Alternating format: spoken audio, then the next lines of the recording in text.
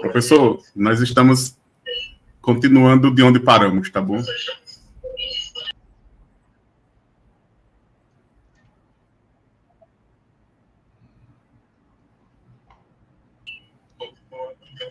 Pronto, professora, a senhora pode continuar também.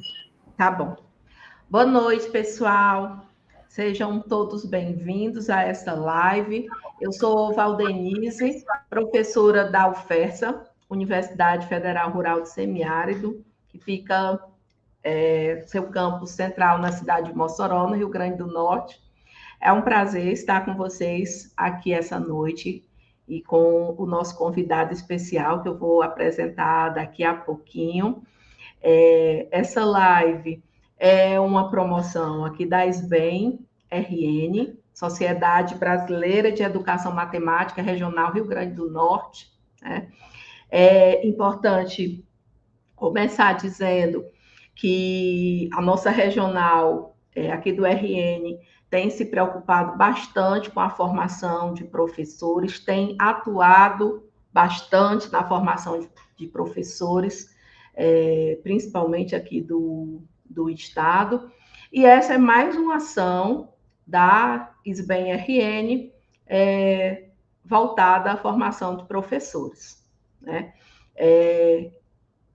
Aproveitar também para convidar quem ainda não é membro da Sociedade Brasileira de Educação Matemática, que venha fazer parte junto com a gente, que some esforços, né, junto a nós nessa caminhada da educação matemática e da formação de professores.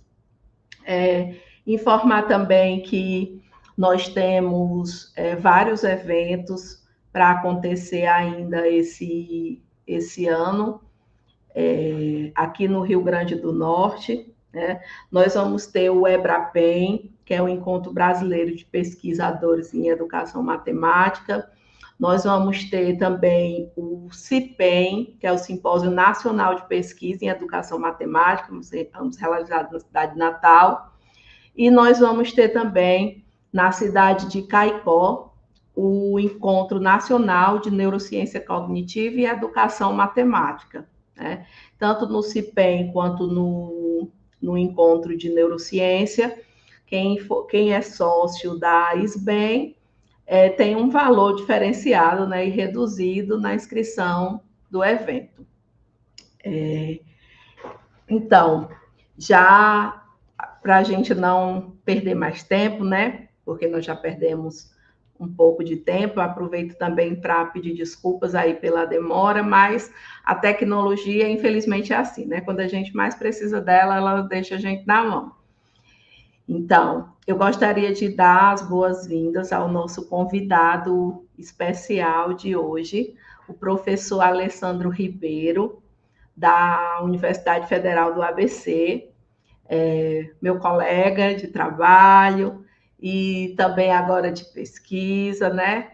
Tem colaborado bastante conosco aqui da UFESA, nas nossas atividades de pesquisa e extensão, principalmente. Então, já aproveitar também e agradecer pela disponibilidade para estar aqui conosco essa noite. Então, Alessandro, seja muito bem-vindo. E obrigado por colaborar e também por compartilhar conosco aqui um pouco da sua experiência com a formação de professores. Então, vou falar aqui um pouco do currículo do professor Alessandro. O professor Alessandro é licenciado em matemática e tem mestrado e doutorado em educação matemática pela PUC de São Paulo, né? E tem atuado bastante com pesquisas e também extensão, formação de professores, né? Foi assim que nossos caminhos se cruzaram. E o professor Alessandro também, né, já esteve à frente da diretoria nacional da Sociedade Brasileira de Educação Matemática e traz hoje como tema desta conversa, né, da escola à universidade. Vamos discutir a formação dos professores que ensinam matemática. Então, sem mais delongas, eu gostaria de passar a palavra agora para o professor Alessandro. Bom, então, boa noite a todos, boa noite a todas. Pedimos aí desculpas, né, pelo imprevisto aí do início com essa questão da tecnologia, do som, mas conseguimos acertar tudo e certamente aí vai ser uma noite bem produtiva para todos nós. Eu quero agradecer à professora Valdenise pela gentil apresentação, agradecer à professora Etienne, diretora da SBEM Rio Grande do Norte, os demais colegas aí que compõem as diferentes diretorias aí do Nordeste, pela oportunidade de estar aqui hoje conversando um pouco com vocês sobre algo que eu tenho muito carinho, que é justamente a pesquisa e a formação de professores envolvendo e incluindo a escola, né? A educação básica e especialmente a escola pública. Nós combinamos que realmente seria uma conversa. Então, a ideia não é ter uma apresentação cheia de slides, eu ficar falando durante um tempão e muitas vezes no final não sobrar muito tempo para a gente conversar. Vamos tentar fazer o contrário, né? Vamos tentar aí iniciar com uma conversa e depois a gente, se for necessário, eu tenho aqui um conjunto de slides que eu posso compartilhar com vocês. E eu só quero mostrar rapidamente, porque eu acho que isso é algo que eu gosto sempre de levar comigo, que o que eu trago aqui hoje para apresentar para vocês é um trabalho que eu tenho desenvolvido já há muito tempo com colegas da UFABC, hoje com colegas de diversas outras universidades. Então, eu sempre trago aí a imagem do meu grupo de pesquisa, do Formate, né? Então, aqui nós temos professores que atuam na educação básica, nós temos pesquisadores de diferentes universidades, nós temos alunos de mestrado, de doutorado, e eu não sei se está compartilhando a tela. Está compartilhando, Val? Tá, não. Você tem que ir nesse botãozinho de apresentar. Ah, não. Tá sim. Pronto, agora deu certo. Agora deu. Então, tudo isso que eu falei vai aparecer agora. Então, aí está o nosso grupo, né? O Formate. Então, sempre que eu vou falar, eu gosto de mostrar que esse trabalho é um trabalho coletivo, é um trabalho feito aí a muitas mãos. Então, isso já mostra um pouco o lugar de onde a gente fala, o lugar de onde a gente vem e como a gente vê a pesquisa e a formação de professores. Então, Val, estou aqui à disposição. Vamos conversar. Você, os colegas que estão nos assistindo, estou aqui à disposição para a gente tocar nesse tema tão importante que é da escola à universidade. Vamos discutir a formação dos professores que ensinam matemática.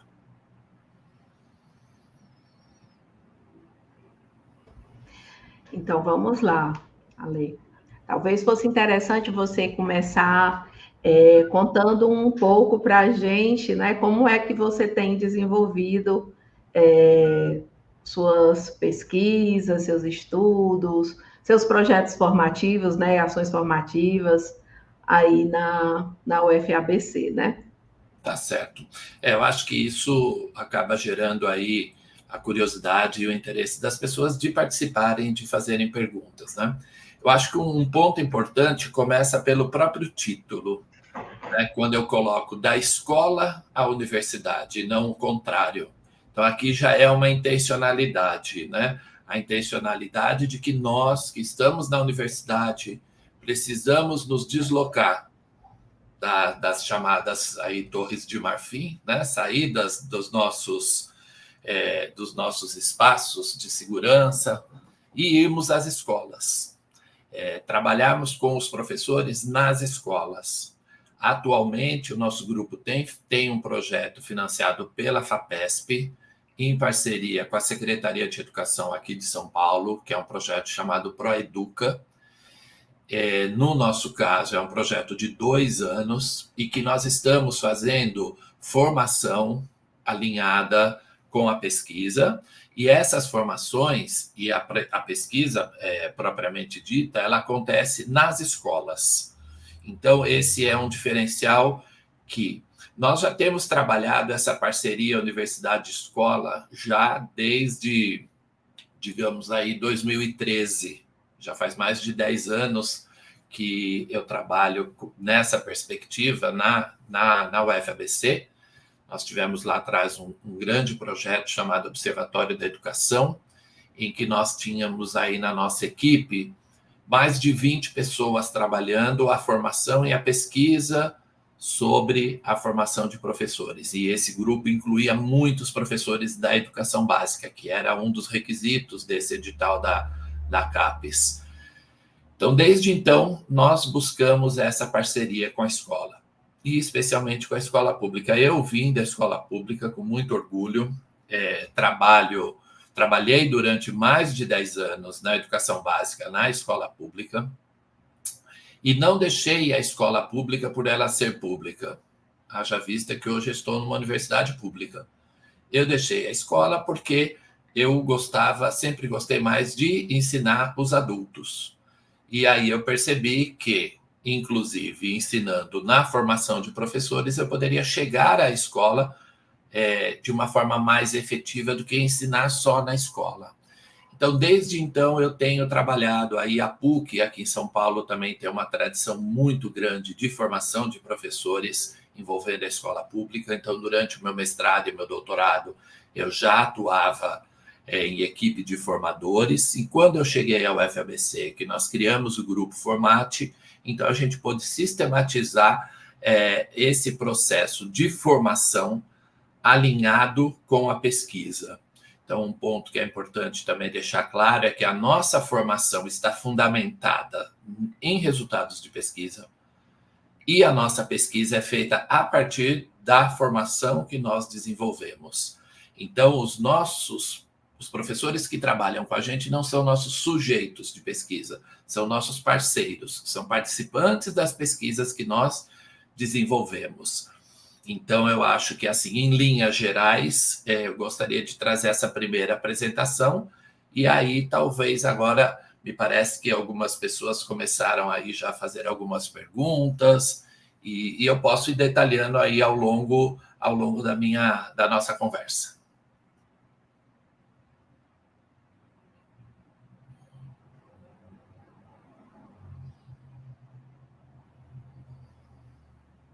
Então, vamos ver aqui. Tem a pergunta do meu colega Ronaldo, aqui da UFESA.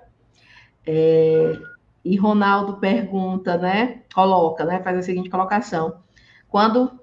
Sumiu aqui da tela, pode deixar aí na tela, Messias, por favor. Quando você tem um grupo tão numeroso quanto este, você apresentou aí a foto do Formate, né? Sim. Aqui na UFESA, assim, é importante falar que a gente está assim, engatinhando na formação do grupo de pesquisa, a gente conseguiu constituir agora um grupo, né? Estamos no processo de iniciando. Então, o que o Ronaldo está colocando é que quando você tem um grupo tão numeroso quanto este, como lidar com as publicações em cada artigo, né? Vão todos os nomes nos artigos produzidos, ou como faz para distinguir em cada artigo um do outro, né? Então, acho que ele quer, a curiosidade dele é saber como é que vocês organizam essa questão das publicações no grupo, né? Perfeito, Ronaldo. Muito boa noite. Obrigado aí pela sua questão, pela sua curiosidade. E olha, Ronaldo, o que nós trabalhamos, o nosso grupo é um grupo que trabalha em colaboração e cooperação. Então, as publicações que vêm em decorrência do nosso trabalho, as publicações elas não são para nós, embora muitas vezes, né, os órgãos de fomento, especialmente a CAPES, o CNPq, a FAPESP, acabam direcionando a forma como os pesquisadores trabalham, a gente procura entender as nossas produções como resultado, né, como sendo aquilo que vem do nosso trabalho, né? Então, nós não trabalhamos para publicar, nós publicamos porque nós trabalhamos. Nós publicamos porque nós fazemos pesquisa. Né? A gente não faz a pesquisa para publicar. Então, como que nós temos trabalhado? Depois eu posso deixar com o pessoal da SBEM-RN, mesmo com os colegas que tiverem interesse, o link de um livro que nós produzimos em 2013, que foi financiado pela CAPES, portanto, ele é um livro gratuito, em que nesse livro nós tínhamos diversos capítulos, e esses capítulos eles eram escritos em parceria pelos pesquisadores aí eu estou dizendo todos os envolvidos no grupo naquela época, e nós fomos dividindo as autorias. Então, obviamente, a gente não coloca um número tão grande de pessoas, né, nos artigos, como autores de todos os artigos, mas na medida que nós avançamos com o nosso trabalho, nós criamos subgrupos, e esses subgrupos acabam produzindo, analisando partes dos resultados, e esses resultados acabam se tornando artigos, acabam se tornando capítulos de livros, ou trabalhos em evento.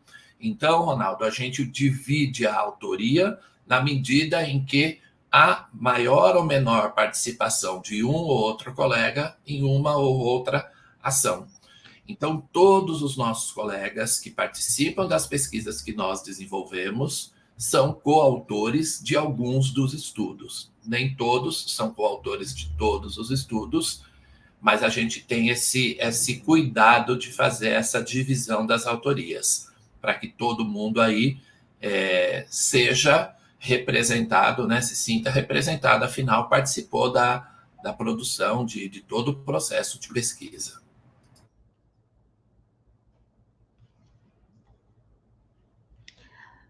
Agora uma pergunta do Jonathan, colega Jonathan. Que características serão necessárias em uma formação inicial docente que vise o ensino na educação básica com mais qualidade? Perfeito. Olha, essa pergunta é muito boa, viu, Jonathan? Fico também feliz de você estar aqui com a gente. Eu acho assim, alguns pontos que têm sido mais ou menos consenso entre os pesquisadores, especialmente tanto nacional como internacionalmente, é um conjunto de características que levam ao que nós podemos chamar um desenvolvimento profissional de qualidade. Né? E isso poderia funcionar tanto para a formação inicial como para a formação continuada. Então, tem vários autores que discutem isso.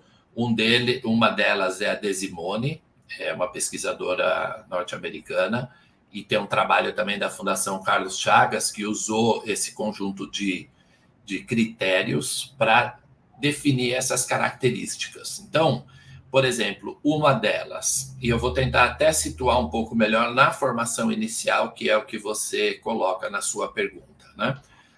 Uma delas é você relacionar o que acontece na escola com o que acontece na formação inicial. O que eu quero dizer com isso? Eu quero dizer com isso que, na medida em que você envolve a formação inicial a partir da prática da escola, né? Não só a prática letiva, mas principalmente a prática letiva, nas tarefas e nas atividades da formação inicial, você está preparando melhor esse futuro professor para o ambiente de trabalho que ele vai desenvolver. Isso é chamado de coerência. É uma das características que é fundamental para o trabalho de formação, seja inicial, seja contínua. Há de ter coerência entre o que se é feito na formação e o que se espera que o professor ou que o futuro professor faça na profissão, né? No seu dia a dia. Outro aspecto, e aí é um aspecto que não necessariamente aparece nesse conjunto de critérios, porque esse conjunto de critérios não é especificamente do âmbito da matemática, da educação matemática, é inserir a matemática nessa discussão.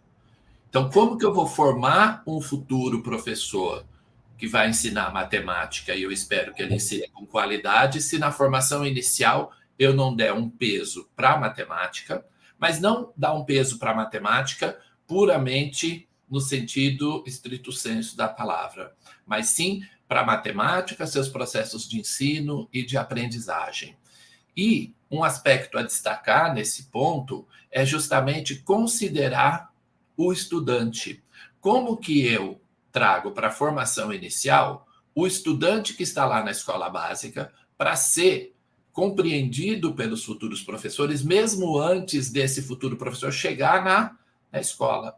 Então, por exemplo, quando eu trago vídeos de aulas que ocorreram na educação básica, quando eu trago registros de respostas dos alunos para esses futuros professores analisarem o que esses alunos fazem e procurar compreender como que esses alunos pensam, para ele poder tomar certas atitudes quando ele estiver ensinando, isso é um aspecto essencial. Outra característica importante é que o ambiente de aprendizagem desses futuros professores seja um ambiente ativo e seja um ambiente que eles trabalhem em colaboração, né? Autores aí de diferentes áreas mostram que a gente aprende mais e melhor quando a gente aprende coletivamente. Portanto, é importante criar esse aspecto da coletividade, da aprendizagem ativa na formação inicial. Outra característica, e aí para finalizar, para não me estender demais, depois a gente pode retomar alguma delas, é justamente o formador pensar que ele vai modelar a sua própria prática para que o futuro professor aprenda a partir dessa prática do formador e possa recontextualizar essa prática futuramente na sala de aula. O que eu quero dizer com isso? Eu quero dizer, por exemplo, eu quero que os alunos da educação básica aprendam matemática, trabalhando em pequenos grupos, discutindo uns com os outros, tendo oportunidades de criar respostas. Mas na formação inicial eu trabalho no formato de lectures, né? Ou seja, de exposições. Eu tenho uma aula expositiva, os futuros professores sentam uns atrás dos outros, eu faço uma exposição de 40, 50 minutos e depois dou um tempo para eles treinarem algumas habilidades. Então, como que eu quero que o futuro professor trabalhe de uma forma na educação básica, se a forma como ele vivencia a sua formação não considera isso? Então, aí tem algumas das características. Eu acho que, talvez, se for o caso, a gente retoma depois um pouco. É bem interessante você falando aí, Ale, eu estava me lembrando aqui da minha própria experiência enquanto estudante de licenciatura, né? Eu fui aluna de licenciatura ainda naquela época, não vou dizer nem o ano, que é para o povo não descobrir nossa idade, né, Ale? Eu fui naquela época do chamado modelo 3+1, né? Que você tinha muito pouco conteúdo pedagógico ou ligadas às outras áreas que não fosse aos conteúdos matemáticos mesmo. Mas aí eu me lembro que numa das poucas disciplinas da área pedagógica que eu tinha, que era a disciplina de didática, o professor passou o semestre inteiro dizendo que um aluno não era uma nota, um aluno não era uma nota, para no final do semestre ele simplesmente fazer lá algumas formas de avaliação e fazer uma média aritmética. Então, isso acontece muito ainda, infelizmente, né? Assim, no discurso é uma coisa e na prática é outra, né? Então, assim, eu acho que as nossas normativas curriculares, elas têm mudado bastante no Brasil, né? De 2000 para cá, dos anos 2000 para cá, acho que principalmente 2002 para cá, né? Mas, assim, eu não sei até que ponto essas mudanças elas têm sido tão efetivas na prática, né? Exatamente. Você tem toda a razão. Eu queria aproveitar, antes da gente passar aí para a próxima pergunta dos os colegas aí que estão participando aqui junto conosco, aproveitar a questão do Jonathan e estender um pouco a pergunta dele para a questão da formação continuada, né? A gente... São dois pontos bem importantes, né? A formação inicial do professor, de um modo geral, mas do professor de matemática em particular, ela é muito importante, mas a formação continuada, ela é também muito importante, né? Aqui eu estou à frente da coordenação do mestrado profissional em matemática, né? E você sabe bem, porque tem colaborado bastante com a gente nesse sentido, que a gente tem tentado trazer também outras possibilidades formativas para os nossos alunos, né? Através de eventos, de oficinas, de palestras, workshops, seminários, além do próprio mestrado em si, né? Então, eu gostaria de estender a questão aí colocada do Jonathan sobre as características de uma formação continuada, né? Que possa contribuir mais efetivamente para a educação básica, já que muitos professores não tiveram uma formação inicial que possibilitasse esse ensino com uma maior qualidade, nesse sentido que a gente tem falado aqui na live, né? Certo. E aí, já aproveitar também, e gostaria que você também falasse um pouco, você que já que já esteve à frente da diretoria nacional da SBEM, que você falasse também assim, o que é que você pensa sobre o papel das sociedades científicas, né, como é o caso da SBEM, da SBM, principalmente na formação continuada, e o que é que eles, na sua visão, o que é que poderia ser feito para contribuir, para que essas sociedades contribuíssem com essas formações. Tá certo, então. Bom, vamos lá. Então, eu vou tentar dividir aí em duas partes, né? A sua pergunta, né? Primeiro, um pouco do que eu coloquei para o Jonathan, que é referente à formação inicial, também se aplica à formação continuada, né?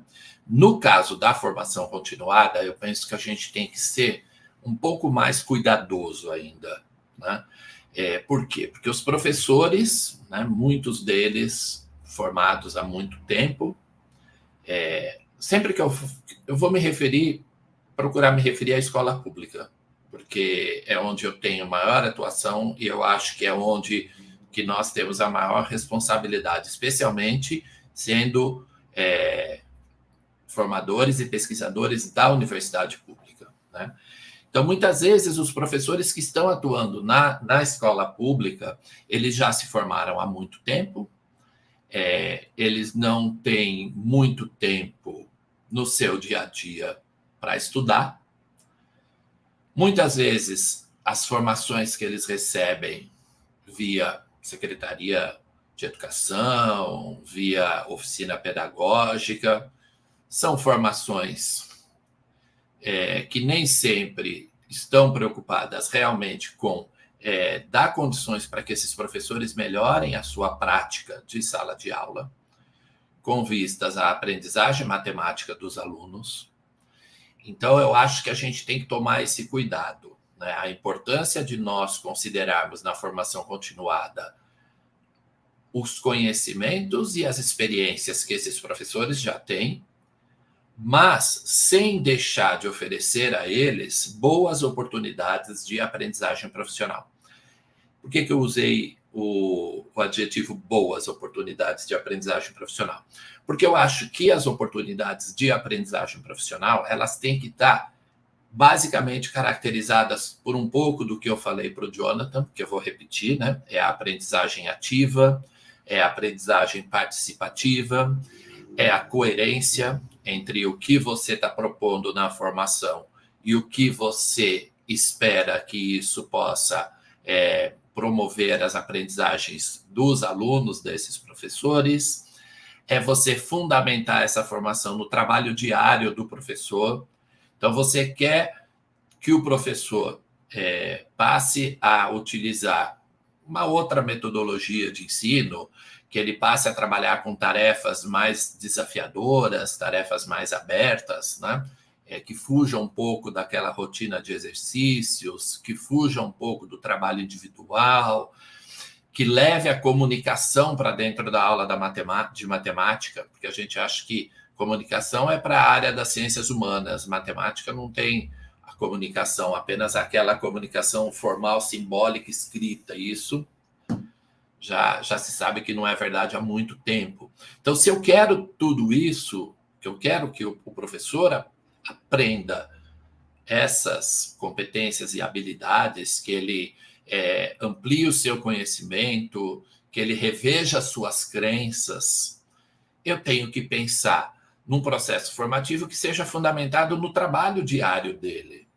O trabalho diário dele em sala de aula é ensinar matemática. E ensinar matemática com vistas à aprendizagem do aluno. Portanto, eu tenho que trazer para esse professor oportunidades dele conhecer coisas diferentes, mas coisas que sejam factíveis de serem feitas no seu ambiente de trabalho. Então, considerar o trabalho diário do professor como fonte de alimentação do processo formativo. Outro ponto que aí, infelizmente, nem sempre a gente consegue, e aí nosso grupo faz meia-culpa, né? Esses processos formativos, eles precisam ser mais longos, mais duradouros. A gente precisava ter condições de estar mais tempo com esses professores, e mais tempo significa mais do que um ano. Porque tem gente que acredita que ainda que um workshop de 4 horas num sábado de manhã já vai, na semana seguinte, mudar toda a prática do professor. Isso não vai acontecer, né? Por mais que nós tenhamos boa vontade, por mais que o professor tenha boa vontade de ir, de participar daquele workshop, essas mudanças, elas decorrem com tempo. Eles precisam de apoio para poder mudar um estilo de ensino, mudar um estilo de aprendizagem. Então, nós precisamos que esses processos formativos, eles realmente estejam aí, eles tenham um suporte de continuidade. E fazendo um parênteses aqui na minha fala, o que é muito difícil no Brasil, porque as políticas públicas não têm continuidade.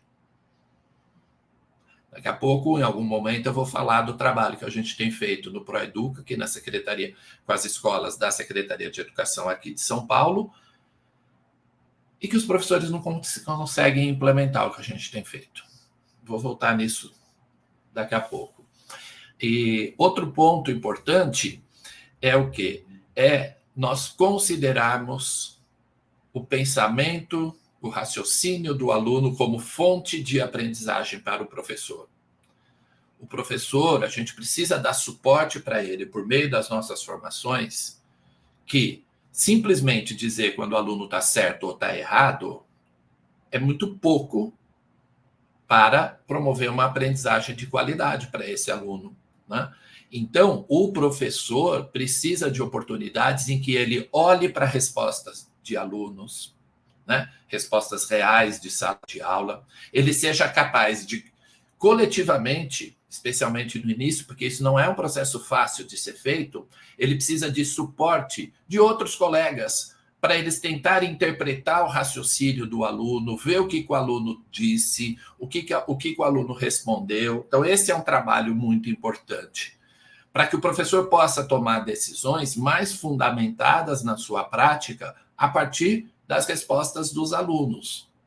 Então, aí são algumas das características que precisam estar na formação continuada e que nós temos procurado contemplar nos processos formativos que a gente vem desenvolvendo aqui no nosso grupo de pesquisa.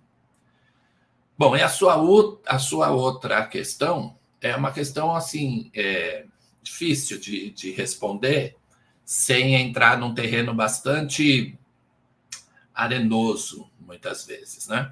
Como você disse, eu fui presidente da Sociedade Brasileira de Educação Matemática de 2013 a 2016.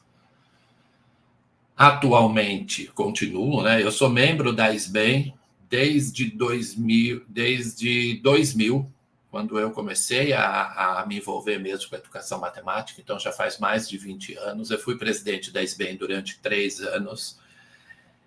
Atualmente, eu faço parte da comissão de ensino da Sociedade Brasileira de Matemática. Então, eu estou numa situação em que, de alguma forma, eu estou presente tanto na SBEM, como eu estou presente na SBM. E o que eu gostaria de falar de imediato, e posso explorar um pouco mais agora, ou retomar depois, é que enquanto uma sociedade puxar para um lado e a outra puxar para o outro, dando a impressão que uma hora essa corda vai estourar, quem está ali no meio, que são os professores e os alunos, eles não vão se beneficiar de nada disso. Então, enquanto as duas sociedades estiverem cada uma puxando a corda para o seu lado, a SBM não vai resolver o problema do ensino e aprendizagem de matemática sozinha, por mais que ela pense que vai. E a SBEM também não vai resolver o problema de ensino e aprendizagem da matemática, por mais que ela também pense que vai. Então, em 2013, eu tentei uma aproximação entre as duas sociedades, e envolvendo também a SBMAC, né, a Sociedade Brasileira de Matemática Aplicada e Computacional, mas não foi à frente. Né? Não foi à frente porque não era o desejo da SBEM naquele momento. Né? Eu estava ali como presidente, apenas como representante de uma sociedade. Né? No entanto, a SBM continuou fazendo as suas ações, né?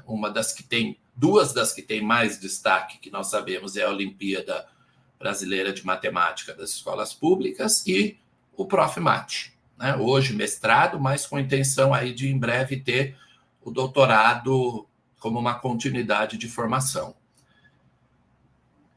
Mas o problema do ensino e da aprendizagem da matemática também não se resolveu, porque senão os índices, que são catastróficos, não estaria do jeito que estão. Então, quando que vai se perceber que nenhuma nem a outra sozinha vai conseguir resolver uma situação que está ruim e já faz muito tempo? Então, eu vejo que precisava de ações conjuntas. Tem um enquadramento teórico que surgiu a partir das comunidades de prática, que faz referência às nossas aprendizagens nas fronteiras. Como que nós aprendemos mais e com mais qualidade quando nós nos aproximamos da fronteira do conhecimento. Então, por mais que a gente saiba que a comunidade de prática é importante você estar perto do núcleo dela para você poder ser um sujeito ativo, você ter um engajamento, você ter um repertório compartilhado, também é importante você se deslocar para as fronteiras, porque nas fronteiras você aprende coisas novas. E o que eu quero dizer com isso é, enquanto o SBEM tiver no seu núcleo, o SBM no seu, essas interações elas não vão acontecer. Então, eu não acho que seja o caso de nós, educadores matemáticos, nos transformarmos em matemáticos e nem vice-versa. Mas o caso é de nós encontrarmos maneiras de aprendermos conjuntamente. E aí eu poderia citar outro exemplo de comunidades de prática, que é a da universidade e da escola. Enquanto a universidade se fechar no seu núcleo e a escola no seu, as aprendizagens elas não vão acontecer. Nosso querido professor Dario Fiorentini fala das comunidades fronteiriças. É isso aí. Nós temos que aproximar professores e pesquisadores, formadores, porque na fronteira a gente aprende muito mais do que ficando só nos nossos núcleos. Eu gosto muito de uma metáfora do Biratã D'Ambrosio, que ele falava das gaiolas epistemológicas, né? E para mim aquilo sempre fez muito sentido desde o meu primeiro contato, porque ele fala bem parecido com isso que você tocou, dessa questão de você estar no interior, né? Porque assim, é importante você estar numa gaiola e se alimentar, mas ele fala que a gente tem que deixar a porta aberta para que a gente possa visitar outras gaiolas, né? Se você ficar preso dentro da gaiola, você nunca vai ver de que cor a gaiola é por fora, né? Então, isso sempre fez muito sentido. E aí eu acho que você colocou muito bem e meu pensamento, né? Compartilho muito das suas ideias nos dois sentidos, né? Tanto num esforço conjunto das duas ou das três sociedades, já que a própria SBMAC também já tem um viés, né? Esse mês vai ser o congresso da SBMAC, e eles têm uma linha também para a questão do ensino, né? Então, seria mais uma questão mesmo, eu acho que de somar esforços, né? Cada um colaborando com o que tem de melhor, para que a gente pudesse melhorar a educação. E o mesmo vale também para essa parceria escola-universidade, como você falou, né? A gente ainda sofre muitos efeitos desses distanciamentos e dessas dicotomias, né? Então, muito Exatamente. obrigada pela sua fala, né? Tem aqui uma outra questão da Elisângela dos Santos. O tema é bem pertinente, pois na universidade temos a teoria e seria excelente que estivesse alinhado com a prática no chão da escola. Como você vê essa realidade? Elisângela, muito obrigado por essa pergunta, por essa provocação, mas eu vou discordar de você, pelo menos parcialmente, porque eu não acho que é na universidade que está a teoria e nem acho que é na escola, nem gosto muito desse termo chão de escola, eu não acho que é na escola que está a prática. Não, eu acho que tem teoria e prática, tanto na escola como na universidade. A prática da sala de aula tem que ser problematizada para ela ser compreendida na universidade. Essa dicotomia teoria-prática, que teve aí representantes muito importantes nas décadas de 1970, 1980, embora ela continue ativa, infelizmente, ela foi superada por outras perspectivas que levam justamente nessa ideia de que a escola também produz conhecimento, mas esse conhecimento que é produzido na escola precisa estar em diálogo com o conhecimento que se é produzido na universidade. Então, a gente não pode nem se fechar achando que a universidade tem a teoria e a escola a prática, mas também tomar o cuidado para que a escola não ache que não precisa da universidade para nada, porque todo o conhecimento que ela tem dentro dos muros da escola são suficientes para resolver os seus problemas, quando na verdade não são.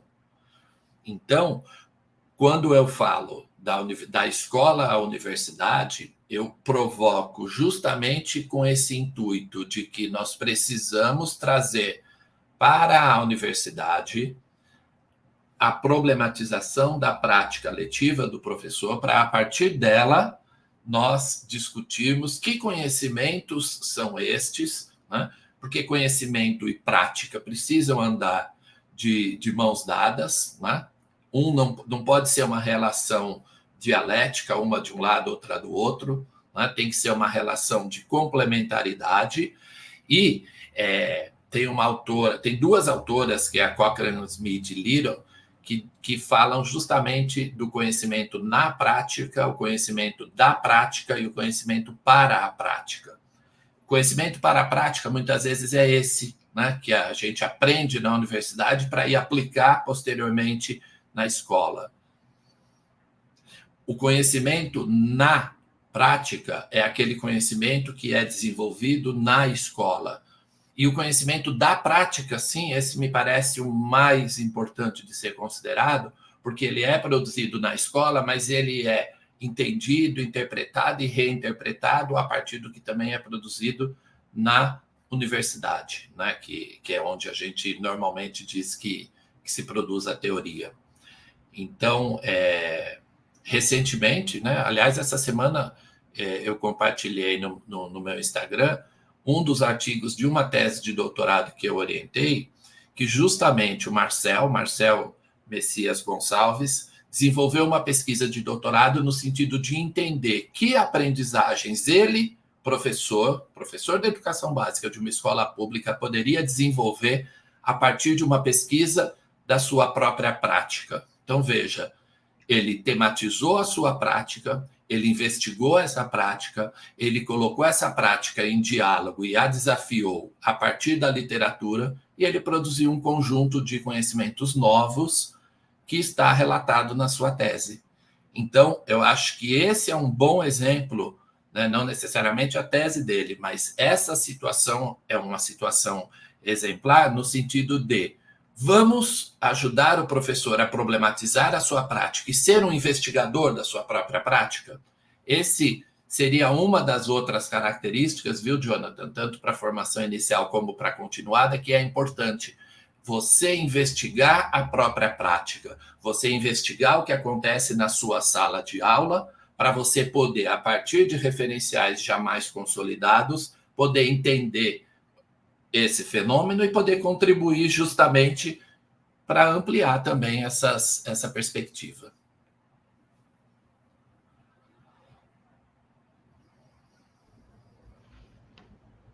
Pronto. Tem uma pergunta agora direto do Formate. Quais potencialidades de uma formação de professores que ensinam matemática no contexto da escola à universidade? Eu agradeço aos meus parceiros, aos meus colegas do Formate que estão aqui participando, prestigiando. Eu acho que um pouco eu já falei, né? Eu tinha visto essa questão já há algum tempo no chat, porque eu estou acompanhando aqui ao lado com o YouTube para ir vendo também as reações do pessoal, né? Então, eu acho assim, quando eu falo da escola à universidade, é justamente isso, você problematizar o trabalho diário do professor e, a partir dessa problematização, você estudar isso em conjunto com eles. Então, essa é uma potencialidade. Outra potencialidade da escola à universidade é você trazer o que alguns autores chamam de representações da prática para dentro da universidade. O que acontece na sala de aula? Nós, muitas vezes que estamos na universidade hoje, não temos tanto acesso e não temos tanta intimidade com o que acontece na sala de aula, né?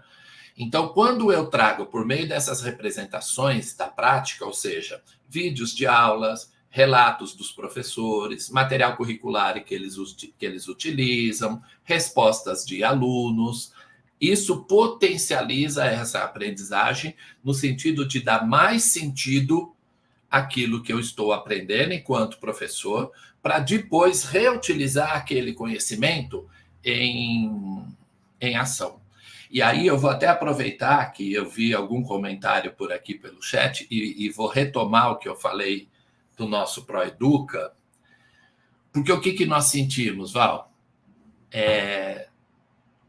Se a gente não tiver a cooperação da escola, no sentido mais largo da palavra, diretores, coordenadores, outros colegas, professores, tanto de matemática como de outras áreas, nós não vamos conseguir provocar mudança nenhuma. Porque a aprendizagem do professor ela é um sistema complexo. O professor mudar a sua prática não depende só dele. Depende também do ambiente no qual ele está inserido. E eu vou dar um exemplo bem pontual, que eu não tenho problema nenhum de dizer aqui no Facebook, no YouTube, nem que fique gravado. Porque eu disse isso no webinário da própria Secretaria de Educação.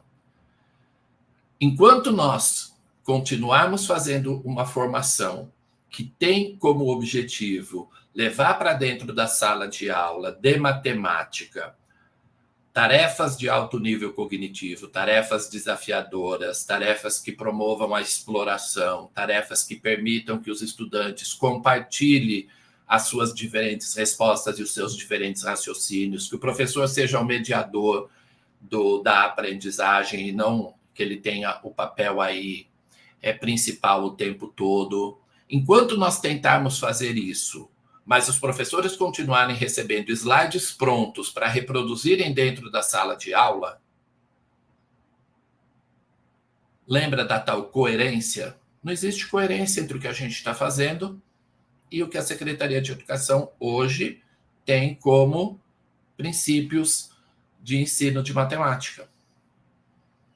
Então, o professor que está ali com a gente vivencia uma possibilidade dentro daquele espaço, que já é um espaço formativo diferente, porque ele não chega lá para ouvir a gente falar o que ele tem que fazer. Ele vai trabalhar, ele vai botar a mão na massa, ele vai resolver tarefa matemática, depois ele vai antecipar formas de raciocínio do aluno, dificuldades do aluno, perguntas e respostas que ele pode fazer, depois ele vai olhar para respostas reais de aluno, depois ele vai assistir vídeos de aluno e professor trabalhando, depois eles vão preparar uma aula, um deles implementa aquela aula, a gente discute, ele vê tudo isso, mas ele não consegue implementar essas mudanças. Por quê? Porque a política pública que está instalada nesse momento é outra. E, infelizmente, porque a hora que terminar o nosso projeto, a gente precisa voltar para a universidade. E ele vai ficar desamparado mais uma vez na escola. E mesmo que ele perceba que a formação que ele teve conosco e com vários outros colegas, porque não somos só nós que fazemos formação que a gente pode caracterizar como de qualidade, não porque a gente se acha bom, é porque a gente está olhando para esses princípios que a literatura aponta como processos de desenvolvimento profissional de qualidade. Enquanto a gente continuar fazendo isso e depois a gente ir embora, voltar para a universidade e ele se ver sozinho na escola e ele for engolido por aquele sistema, ele vai voltar para o que era antes. E as mudanças não vão acontecer, infelizmente. É interessante você tocar nesses aspectos, assim, porque eu posso confirmar, né, afirmar e confirmar por experiência própria o quanto essas oportunidades de aprendizagem e a gente se colocar, quanto professor, né, se colocar disponível para aprender e ter a consciência de que a gente está sempre aprendendo e precisa aprender sempre mais, né? Do quanto isso tem feito diferença para nós aqui, pelo menos alguns de nós que estamos aqui na UFESA à frente dos projetos de formação de professores, né? Que é aquele projeto que você tem colaborado mais de perto aqui com a gente. E a gente vê, assim, eu vejo meus colegas aqui bem empolgados em trabalhar, produzir tarefas, né? Elaborar tarefas matemáticas para desenvolver em sala de aula, vendo eles que estão com a mesma disciplina esse semestre, se unindo para pensar juntos nas disciplinas, nas tarefas que eles podem aplicar com os seus alunos. E hoje foi interessante porque a gente estava aqui numa reunião e Luísa é uma das mais empolgadas, né? Do nosso grupo. E já muito no início ela estava bem empolgada para desenvolver tarefas e levar para os alunos dela, tarefas matemáticas, né? E hoje ela estava falando o quanto ela tinha mudado, né? Depois dessas experiências que nós temos tido, principalmente com você, com a Etienne, né? E aí eu questionei ela na reunião, e por que ela achava que ela tinha, por que estava tão diferente, por que ela tinha mudado, ela falando assim, de que em determinados momentos, por exemplo, ela não fazia uma pergunta para os alunos e não tinha paciência de esperar e ia logo dando a resposta. E aí eu perguntei para ela por que ela achava que estava diferente, que ela tinha mudado. E a primeira resposta que ela deu foi assim: eu acho que minha turma esse ano está melhor, os alunos estão melhores. E aí eu questionei de volta: será que é só isso mesmo? Porque ela deu essa resposta num momento que a gente estava falando sobre a questão das crenças, né? Como as crenças influenciam na nossa prática, né? Na nossa prática de ensino. E aí, eu pensando assim, depois a gente chegou à conclusão que, na verdade, houve também uma mudança de crenças, né?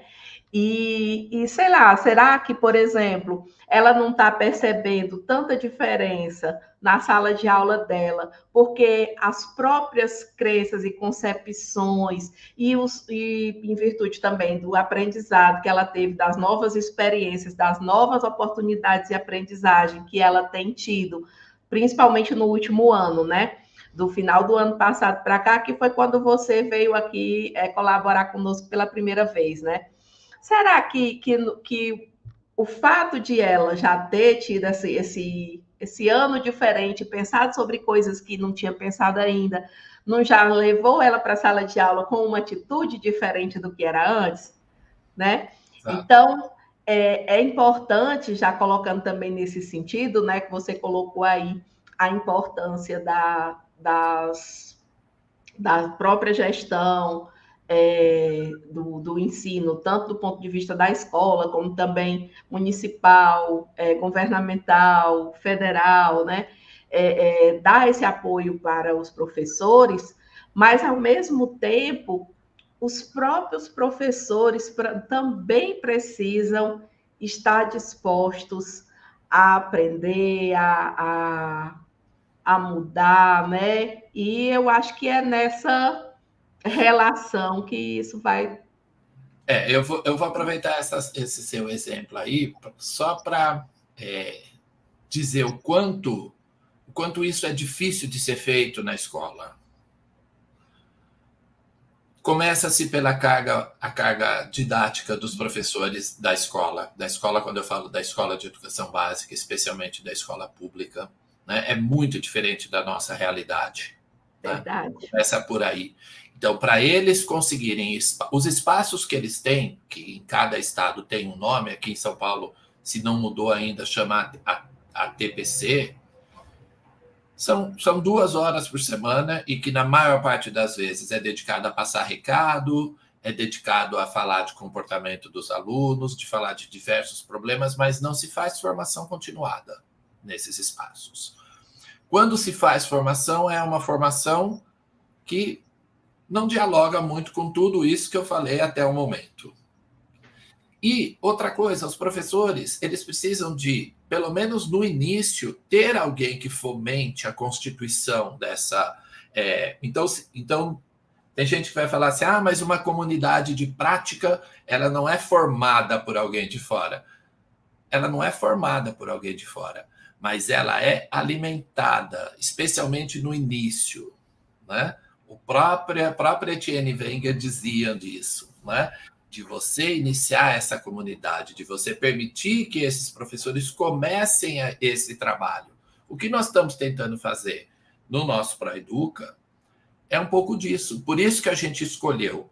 No primeiro, nós trabalhamos 2 anos. Né? O ano passado, nós trabalhamos com menos escolas e com mais professores de cada escola. E esse ano nós tentamos fazer diferente. Nós trabalhamos com mais escolas e com um número menor de professores por escola, para a gente analisar os 2 cenários, como eles se comportam. Mas, independente dos cenários, infelizmente, a gente não consegue constituir essa comunidade num espaço de tempo pequeno, com poucos encontros, com pouco apoio institucional, no sentido de o que se espera que esse professor esteja hoje fazendo na sala de aula. Então, é muito difícil a gente conseguir que os professores organizem essas comunidades de prática se nós não dermos suporte. Né? Então, um caminho é a formação desses professores e o outro é o que nós temos começado a trabalhar agora também e a investigar, consequentemente, que é a formação do formador. Né? Como que eu posso formar formadores que possam trabalhar com esses professores nesse sentido de tudo que eu falei até agora, né? De processos formativos com características como as que eu apontei, com o intuito de promover a criação dessas comunidades de prática, que os professores se apoiem uns aos outros, e a gente percebe que isso funciona, porque as experiências que nós fazemos, a gente já repetiu isso várias vezes, desde 2016, e a gente percebe como o professor se envolve e percebe que os seus alunos são capazes de pensar. Olha, sim, eles pensam, eles usam estratégias diferentes, eles pensam por caminhos diferentes. Se você dá voz para eles, eles falam, eles participam. Então, muito recentemente, há 2 semanas atrás, nós tivemos as 2 experiências de ir a 2 escolas, aqui na periferia de São Paulo, uma região bastante precária em vários sentidos, né? E nós vimos a implementação de uma aula numa turma de 9º ano e de uma aula numa turma de 1º ano do ensino médio, e que em ambas as situações os professores se surpreenderam que os alunos deles estavam pensando, que os alunos deles estavam buscando estratégias diferentes, que inclusive no 1º ano do ensino médio eles escolheram uma tarefa que eles acharam que seria desafiadora e os alunos resolveram em menos de 5 minutos. Então eles subestimaram os alunos. Mas isso é algo que o professor precisa aprender a fazer. Não é algo que ele sabe fazer. Ele não foi formado inicialmente para trabalhar dessa maneira. Eles ficam super preocupados se o que eles estão fazendo está certo. E a gente, né, eu e a Márcia, minha colega, a gente fala, não é está certo ou está errado. Faça da maneira como você acha que deve ser feito, baseado no que a gente tem trabalhado na formação, e depois nós vamos assistir esse vídeo juntos e vamos pensar sobre... Mas é muito difícil o professor conseguir, por exemplo, conduzir discussões coletivas ao final da aula que não sejam aquelas de dar a palavra para cada aluno dar a sua resposta e dizer se está certo ou se está errado. Não. Né? A ideia é colocar estratégias diferentes, dialogar com essas estratégias, conectar respostas de alunos que usaram representações matemáticas distintas, alunos que usaram a conjectura, enquanto outros já foram direto para o processo de generalização. Essa discussão coletiva é uma das práticas mais difíceis de serem orquestradas na aula. Até porque os alunos também não estão acostumados com esse tipo de aula. Então, a gente tem que dar esse suporte aos professores, né? Acho que agora a gente tem uma questão do Fabrício. Pensar uma formação eficiente que amplie a qualidade do ensino envolve muitas variáveis. Conhecimento teórico, pedagógico, curricular. Como estruturar essas variáveis em um modelo formativo? Ô, Fabrício, meu amigo, boa noite. Que bom que você está aqui, que bom que você fez uma pergunta, essa pergunta, né?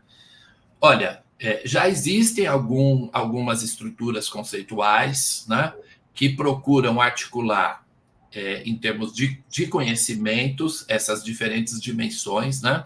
Um trabalho aí seminal é o trabalho do Schumann, de lá de 86 e 87, que fala do PCK, né, do Pedagogical Content Knowledge, que é um tipo de conhecimento específico do professor e que ele estrutura aí o conhecimento do conteúdo, o conhecimento pedagógico do conteúdo, o conhecimento curricular. E aí depois existem outros já contextualizados no âmbito da matemática, como, por exemplo, é o caso do modelo Mathematical Knowledge for Teaching, ou conhecimento matemático para o ensino, que foi desenvolvido pela Deborah Ball e seus colaboradores.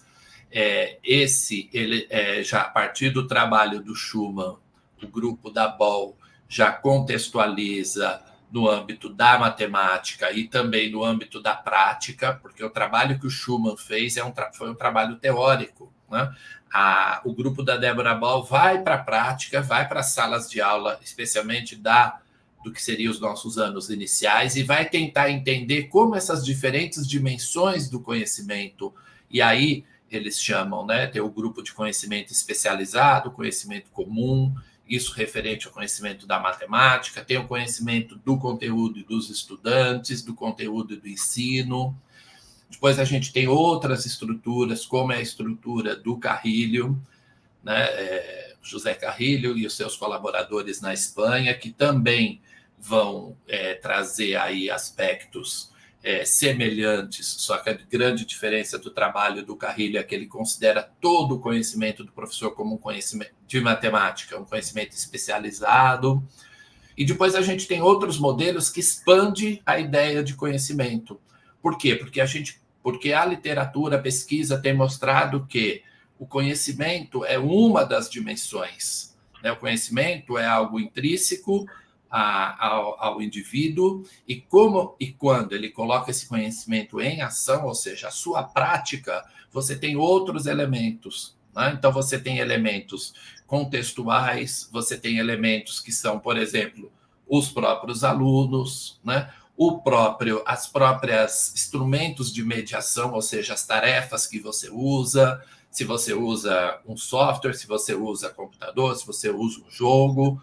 Então, Fabrício, a depender do propósito que você tem nessa formação, né, se é desenvolver, ampliar, aprofundar conhecimentos, ou se você quer tocar nas crenças, se você quer desenvolver as práticas. Então, a depender do seu intuito, né, do seu propósito enquanto formador, existe um modelo ou outro modelo que mais se adequa, né? O nosso grupo vem desenvolvendo aí já há algum tempo, né? Eu iniciei esse trabalho com o professor João Pedro da Ponte, é um modelo que a gente chama de modelo PLOT, que vem do inglês Oportunidades de Aprendizagem Profissional para os Professores. Então, nesse modelo, a gente procura articular 3 grandes domínios, que são 3 grandes mediadores da aprendizagem do professor. Um grande mediador é o formador. Como que o papel e as ações do formador participam da composição da aprendizagem, das oportunidades de aprendizagem. Outro domínio é o das tarefas de aprendizagem profissional. Porque, semelhante aos alunos, os professores também aprendem por meio de tarefas.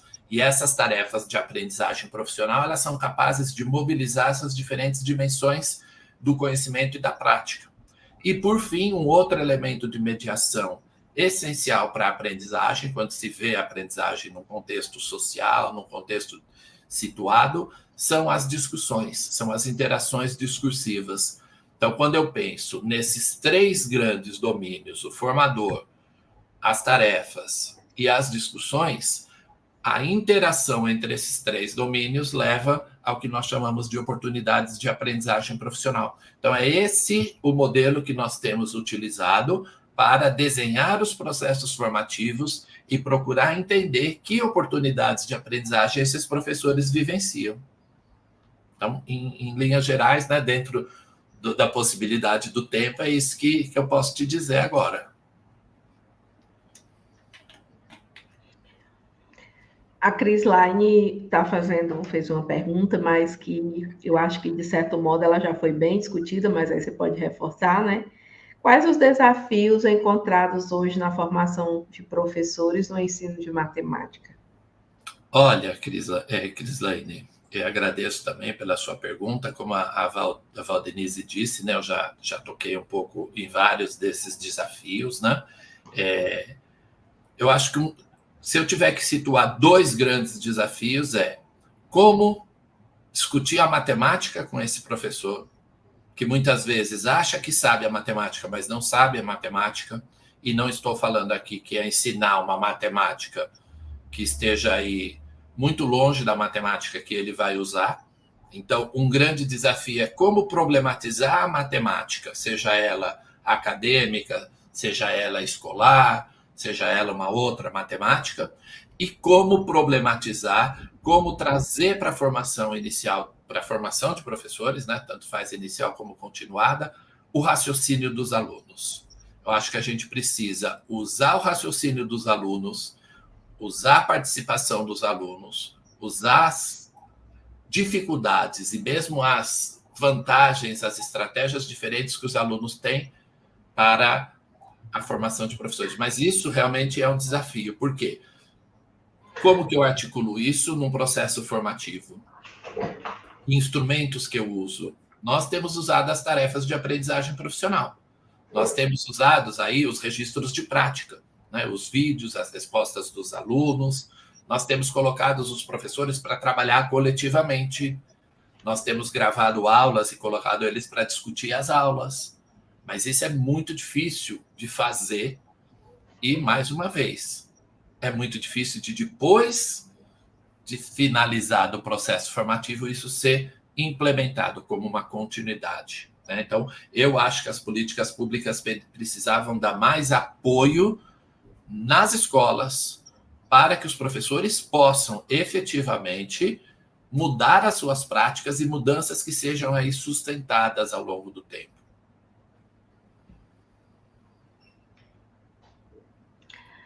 Temos também aqui uma pergunta do Leandro Quirino. Quais aspectos do ensino e aprendizagem matemática podem ser investigados durante um processo de formação para professores que ensinam matemática nos anos iniciais? Ô, Leandro, boa noite. Muito bom ver você aqui. O Leandro concluiu o mestrado dele há pouco tempo na universidade, na UTF-PR, em Londrina. Eu fui da banca dele, ele trabalhou com os anos iniciais. Olha, Leandro, eu não vejo muita diferença em que aspectos podem ser abordados, né? Podem ser investigados, seja no âmbito da formação de professores dos anos iniciais ou anos finais e médio. Porque assim, eu acho que nos anos iniciais, o que nós temos de vantagem? Os professores, que normalmente, na maioria das vezes, mas não sempre, são professoras, então às vezes a gente até esquece e fala, então os professores e professoras dos anos iniciais são muito mais abertos a aprender a matemática, porque eles, muitas vezes, não sabem a matemática e eles têm consciência disso e eles querem aprender a matemática. Então, eles estão muito mais abertos a aprender a matemática. Por outro lado, o que acontece? Muitas vezes, eles tiveram uma formação baseada, o quê? Em metodologias, mas metodologias que, no meu entendimento, são vazias, porque metodologia sem conteúdo não leva a nada. Então, eu acho que o importante de se investigar, quando eu estou falando da formação inicial nos anos iniciais, nos anos iniciais, é como a matemática e a didática trabalham de forma conjunta, como que eu trabalho, e nos anos iniciais um elemento essencial são as crenças, é o trabalho da afetividade. Os anos iniciais, os professores têm muitas limitações no sentido, inclusive, até de aversão, de síndromes, né? A Etienne tem um trabalho muito interessante com ansiedade matemática, e os professores dos anos iniciais precisam ter a possibilidade de vivenciar processos formativos que desconstruam essa visão negativa que eles têm da matemática, para que eles possam ensinar matemática de uma forma que seja prazerosa para eles. Porque uma grande vantagem os alunos nos primeiros anos adoram matemática. É a disciplina que eles mais gostam. E, infelizmente, na medida que eles vão avançando na escolaridade, passa a ser a disciplina que eles mais odeiam. Verdade. Eles mais têm dificuldade. Então, Leandro, eu só vejo coisas boas nos anos iniciais, né? Investigar a formação matemática desses professores, dar suporte para esses professores rever as suas crenças, dar suporte para esses professores implementar ambientes de aprendizagem desafiadores, porque os alunos dos anos iniciais são muito levados, mas eles são criativos, eles são participativos, eles ficam doidos para falar. O professor tem que aproveitar tudo isso.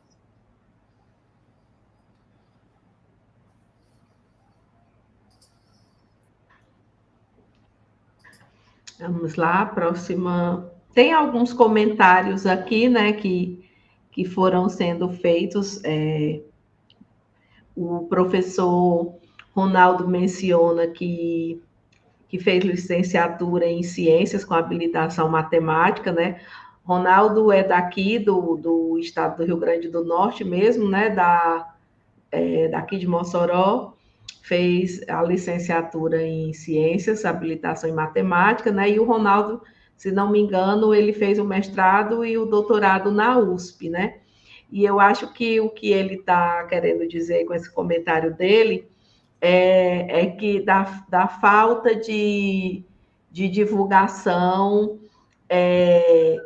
de orientação durante a graduação, às vezes, sobre esse processo de continuidade, né? Esse processo formativo pós-graduação, né? Sim, eu acho que hoje em dia isso é um pouco mais comum, né? Não sei. Eu percebo nas universidades que hoje em dia, vou dar o exemplo da UFABC, mas eu tenho colegas que me podem aí ratificar ou mesmo retificar o que eu estou falando. Hoje, quando eles estão fazendo a licenciatura em matemática, às vezes na mesma universidade eles têm a oportunidade de fazer um mestrado e um doutorado em ensino, um mestrado como o Prof. Mate, um mestrado e um doutorado em matemática. Então, por exemplo, na UFABC, nós temos essas oportunidades. Então, o que nós precisamos fazer é, sim, durante a licenciatura, nós, formadores, precisamos levar essa questão da investigação, da possibilidade de continuar os estudos em nível de mestrado e doutorado no âmbito do ensino ou da educação matemática, né? Então, eu acho que até a própria grade curricular das licenciaturas hoje em dia tem já implementado disciplinas ou trabalho de conclusão de curso, enfim, momentos de investigação em que esses futuros professores possam observar e falar, não, eu quero seguir a carreira da matemática pura, eu quero ser um matemático. Não, eu quero continuar na carreira do ensino, eu vou fazer um mestrado profissional porque eu quero me especializar na sala de aula.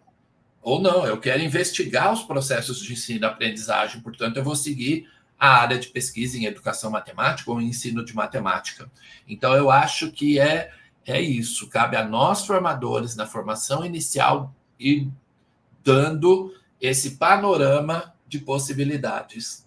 E, inclusive, na formação continuada, eu acho que a gente também tem essa responsabilidade de deixar claro para o professor que quer fazer mestrado, nem vou falar tanto do doutorado, mas eu vou falar primeiro do mestrado, o que ele quer com isso? Porque se ele quer melhorar a sua prática, que é a maior parte das respostas que a gente ouve, eu quero melhorar o ensino e aprendizagem da matemática. Eu falo, poxa, que bom, porque piorar não tem como, né? Então, ainda bem que você quer melhorar. Mas o que ele quer dizer por trás disso, muitas vezes, é melhorar a sua própria prática. E melhorar a sua própria prática, isso é papel do mestrado profissional, não é papel do mestrado acadêmico. Não quero dizer com isso que o mestrado acadêmico também não acabe promovendo uma melhora na prática, mas a função principal do mestrado acadêmico é preparar o estudante para seguir carreira acadêmica, ou seja, depois fazer o doutorado e se tornar um pesquisador. Então, eu acho, sim, que nós temos que oferecer mestrados profissionais e mestrados profissionais de qualidade para esses professores, para que eles possam ter a oportunidade de continuar atuando na educação básica com uma formação mais adequada. E aí, obviamente, eu vi num dos comentários, né, que um dos grandes problemas é as salas superlotadas. Sim, mas salas superlotadas na UFABC a gente tem turmas com 80, 90 alunos. E também são salas horríveis que não dá para você fazer ensino exploratório, você tem que fazer realmente palestra, né? Agora, precisa de salas menores, precisa de um salário melhor, precisa de uma infraestrutura, um plano de carreira, tudo isso é importante. Mas isso a gente tem que tentar, enquanto sociedade, né, buscar essas melhorias. Enquanto formador, se eu chegar na minha formação no primeiro dia e já me deparar com essas dificuldades, com essas contingências e começar a chorar, eu vou embora e não volto mais. Porque eu, enquanto formador de professor que ensina matemática, eu não vou poder imediatamente já pensar que eu vou melhorar o salário dele. Então, por exemplo, achar que eu vou melhorar a qualidade de vida dele só porque eu vou oferecer uma formação com esses aspectos que eu trouxe até agora, eu acho que é um primeiro ponto, mas a qualidade de vida desse professor, para melhorar, precisa de muitas outras coisas.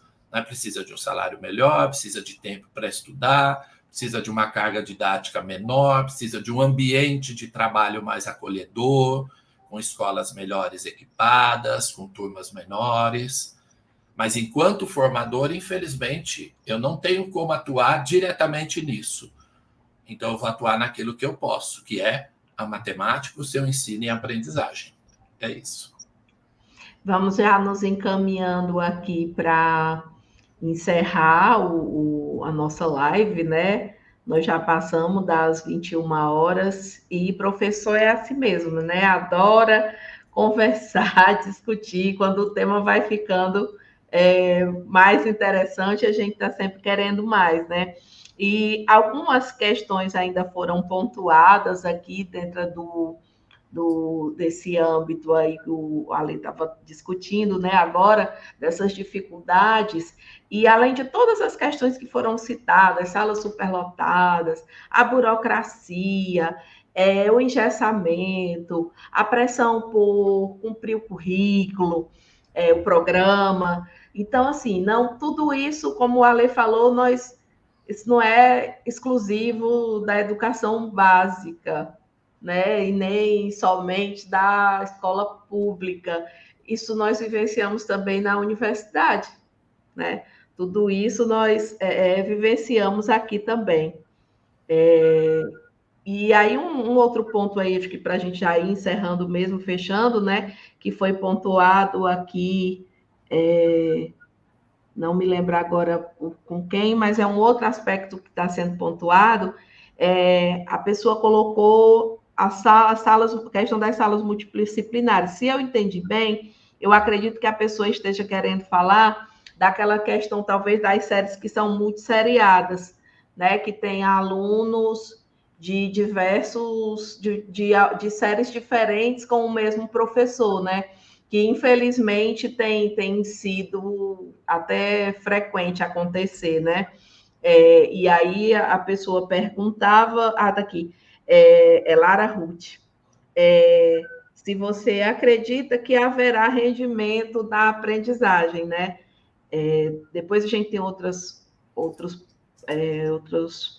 pontos, mas para a gente já ir se encaminhando aqui para o final, tá, gente?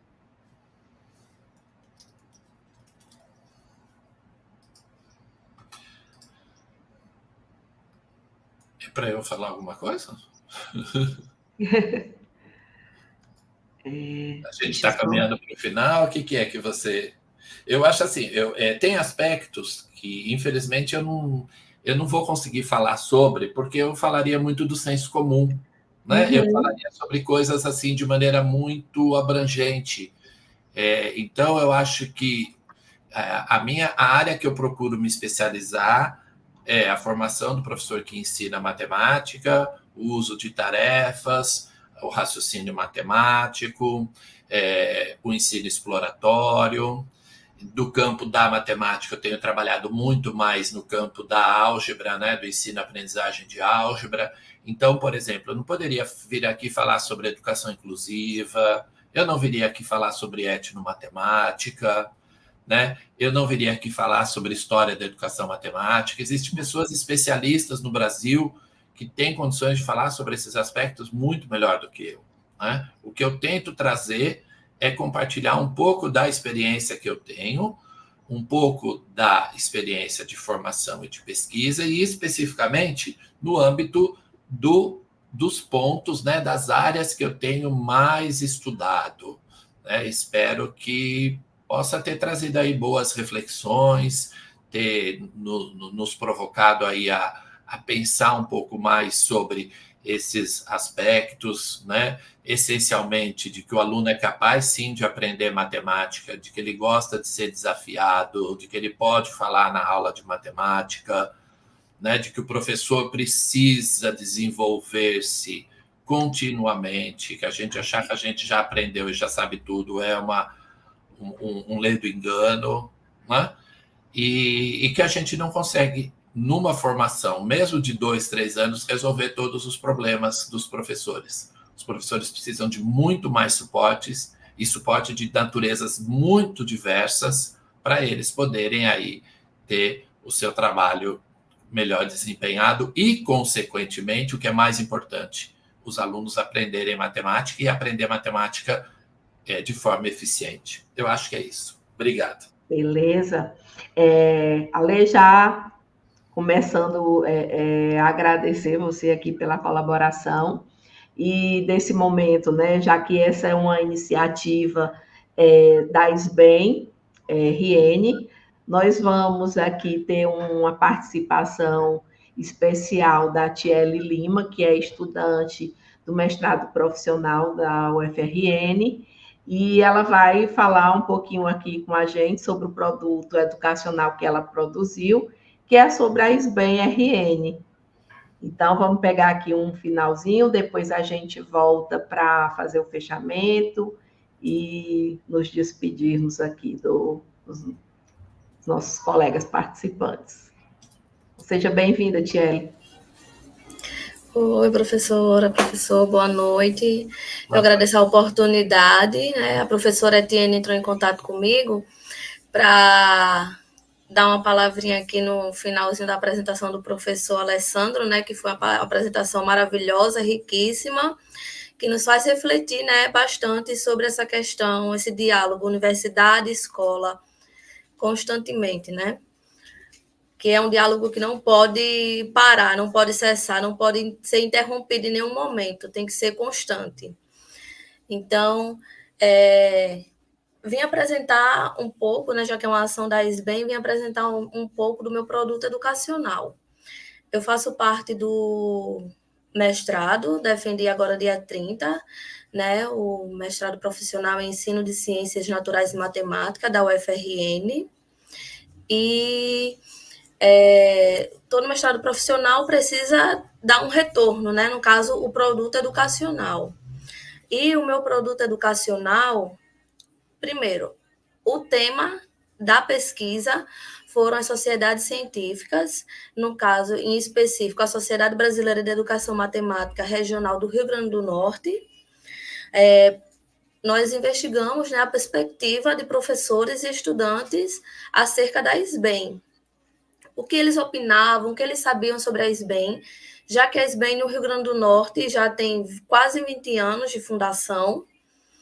Então, nós, né, eu e minha professora, a orientadora, a professora Liliane dos Santos Gutierrez, ela, desde a iniciação, a gente vem trabalhando com a SBEM e tal, e pensando no produto educacional, o que vamos dar de retorno para a universidade, para as escolas, para a SBEM.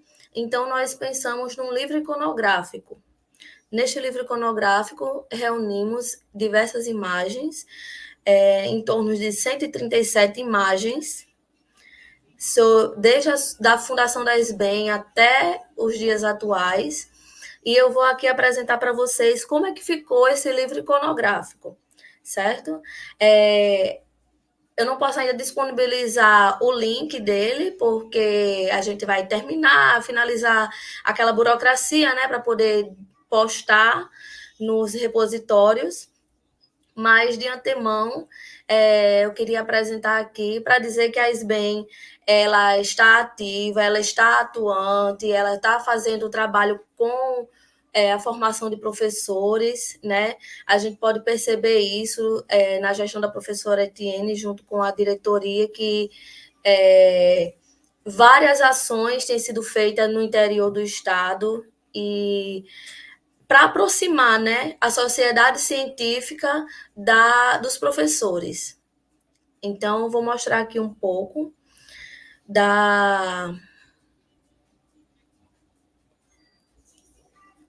Deixa eu ver aqui. Você vai aí em apresentar. Certo. Aí compartilha a tela, é isso?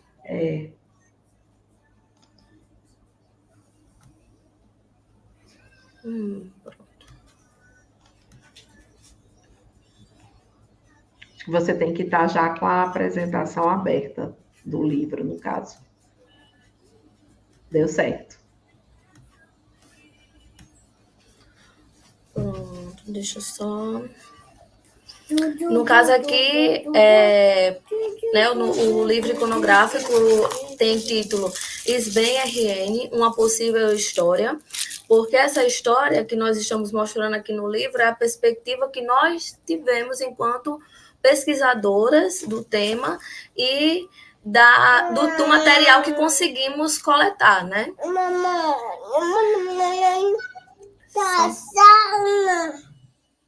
Só um momento. Quer participar também. Ela participou durante o mestrado e quer participar agora. Pronto, aqui vocês estão conseguindo ver? Peraí. Sim. Só um momento. Olha, pega ali a aguinha com o papai, vá.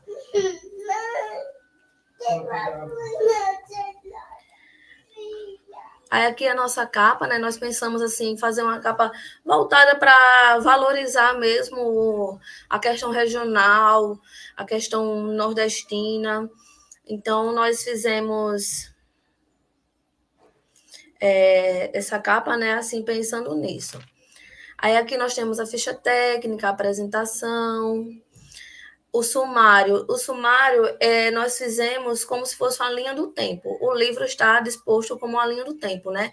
Desde a primeira gestão até a gestão do professor Ricardo Faustino. Porém, quando nós terminamos, né, o livro, nós vimos que, como nós trabalhamos também com história do tempo presente, nós vimos que era necessário ser colocado, ser mostrado o que a gestão atual está fazendo, já que em pouco tempo está conseguindo fazer essa divulgação, né, em massa da Isbem RN. Então, aqui eu vou mostrar um pouco, certo? Quando tiver disponível tudo já dentro do OK, a professora Etienne vai fazer a divulgação também. Então, aqui, ó, nós quisemos colocar a foto do diretor em questão e dos membros da diretoria.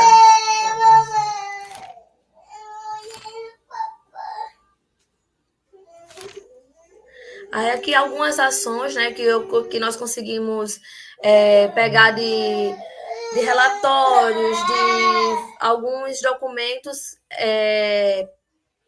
que estavam no meio digital. Livro produzido pela Isbem. Aqui, participação em eventos.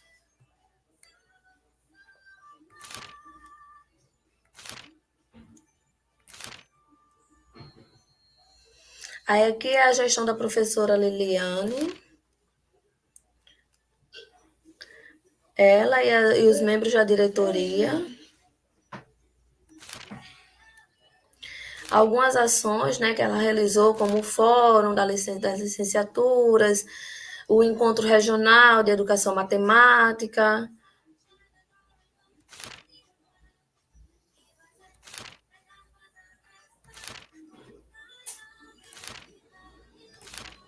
Eu vou passar aqui mais rapidamente, certo? Porque o livro tem 156 páginas, então foi um livro muito grande, muitas imagens. Eu vou mostrar um pouco de cada diretoria. E, no final, a diretoria a gestão da professora Etienne, né? Aqui, ó, a Isbem e as oficinas pedagógicas. E aqui nós quisemos colocar, assim, no título, né, do capítulo referente àquela gestão. O que mais se destacou, né, da professora da professora Maria, que foi a primeira diretora, a gente colocou ali o início, né, aquela questão do começo.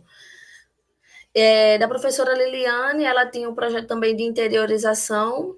Já a professora Mércia, a questão que ela focava mais era as oficinas pedagógicas. Aqui a professora Messia e os membros da diretoria. E os eventos que ocorreram durante a gestão dela. Aqui o professor Ricardo, o que a gente conseguiu perceber a partir dos documentos que a gente conseguiu, né? Era uma gestão voltada mais para tecnologia, GeoGebra, para esse viés, né, tecnológico. Então, a gente conseguiu resumir assim, né, a gestão dele como a SBEM, RN e o GeoGebra. Aqui o professor Ricardo e os membros da sua diretoria, ele teve 2 gestões, né, 2 diretorias, de 2017 a 2019, de 2019 a 2021, onde ele precisou sair por questões pessoais. Aí aqui a segunda diretoria que ele teve. E aqui nós quisemos trazer também cada diretoria a logo, né? Porque cada gestão vai deixando sua imagem, sua perspectiva do que quer para a SBEM naquela gestão e tal. Aqui alguns membros também. Eventos durante a gestão do professor Ricardo. Lançamento de livros.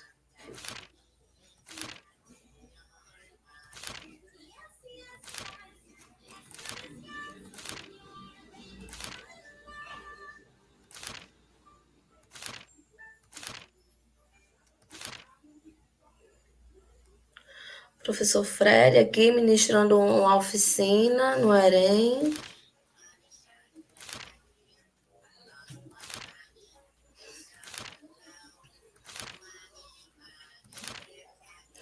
Aqui é um artigo que nós fizemos, né, eu e a professora Liliane, já fruto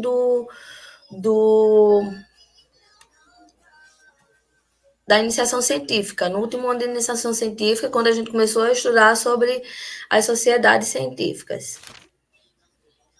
Certo?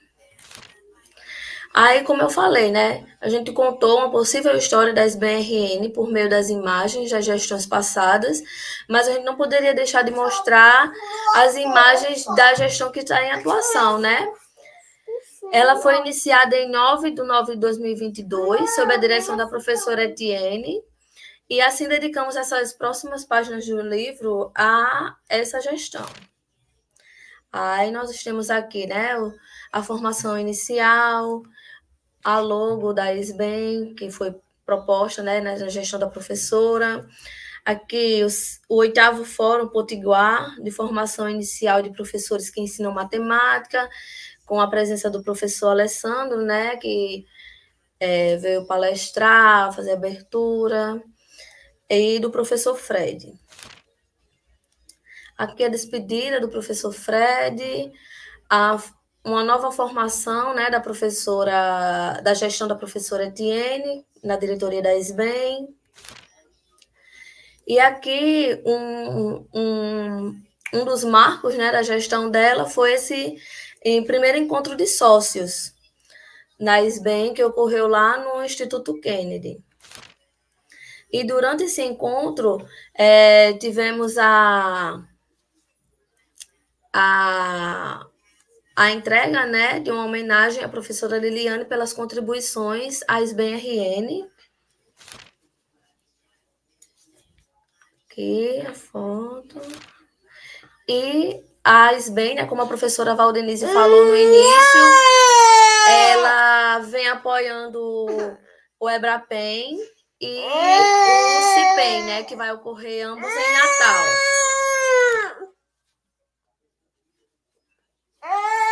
Então, após a elaboração deste livro iconográfico sobre uma possível história da SBEM, surgem em nós questionamentos e agora te convido a refletir. Então, com um pouco dessa história, né, que vocês viram agora, aqui, eu convido vocês a refletir sobre essa questão da SBEM, sobre estar associado, sobre participar dos eventos como esse, né, de hoje, que foi de grande importância para construirmos o nosso conhecimento. Só um momento.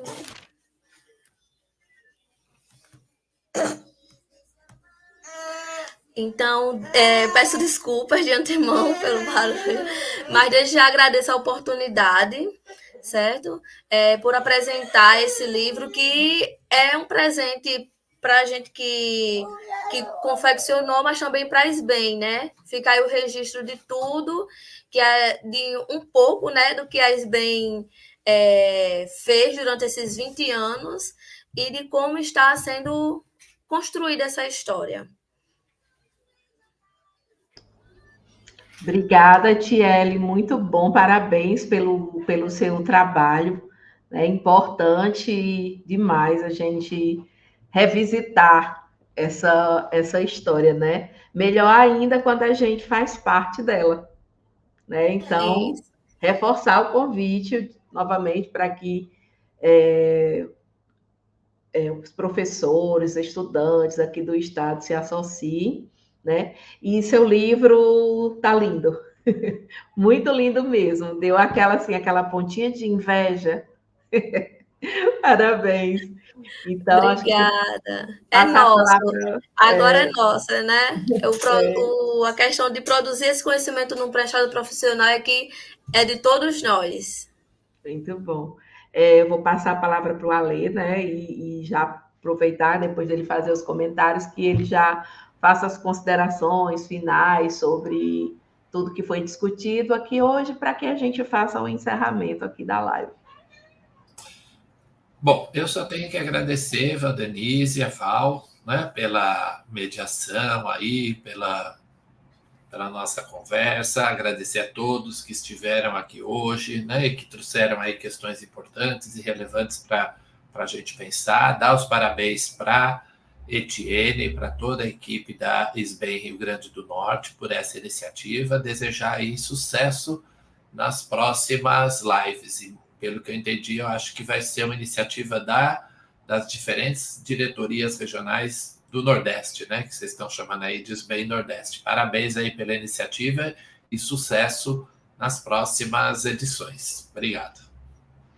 Obrigado, Alê, mais uma vez, pela participação, pela colaboração, por compartilhar conosco um pouquinho aí da sua experiência. Agradecer a todos que estiveram aqui conosco, né, todos os participantes, mandar aí um abraço em especial para os meus colegas aqui da UFESA, os colegas aqui do Rio Grande do Norte, das outras instituições, né, os membros da diretoria da SBEM-RN que tiveram aqui presentes, meu colega Ângelo, que está lá em Natal com seus alunos do Instituto Kennedy, que também estão participando aqui, assistindo essa live. Um agradecimento especial ao Messias, que tornou possível aí essa transmissão, né? Mesmo diante dos problemas técnicos iniciais. A nossa querida Thalita, também, que esteve à frente da organização, e não poderia deixar de agradecer também a minha querida amiga Etienne, né, que está à frente da nossa diretoria da SBEM-RN e que tem enfrentado com muita bravura todos os desafios, né, que têm surgido à frente, não apenas à frente da diretoria, né, SBEM-RN, mas também na perspectiva de colaborar com a formação de professores aqui do estado, né? Então, um abraço para todos vocês, um beijão e vamos que vamos, a gente nos vemos nas próximas lives. Obrigada, gente. Até mais. Boa noite para todos.